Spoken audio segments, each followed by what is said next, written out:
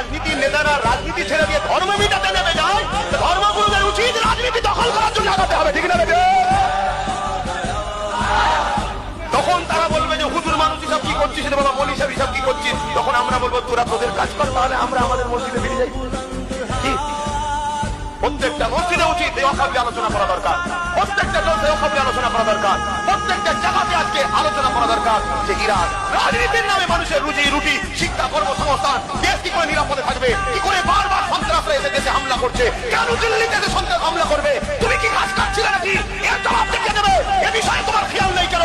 আজকে আমার দেশ বন্যায় ডুবে যাচ্ছে, অবৈধ জায়গাতে কোটি কোটি টাকার বিল্ডিং নির্মাণ হয়ে যাচ্ছে, সেগুলোকে ভাঙার বেলায় তোমাদের চিন্তা নয়, আমাদের কানের পয়সায় তৈরি করো, আমাদের টাকার মসজিদ ভাঙতে চাইছো, এ থেকে বুঝে যাও তোমরা ক্ষমতার জন্য ইসলামকে মিটাতে চাইছো, আমাদেরকে ক্ষমতা তৈরি করে তোমাদের ডিফেন্স করতে হবে, ঠিক না? বেঠে হাত তুলে বলুন, ঠিক না? বেঠে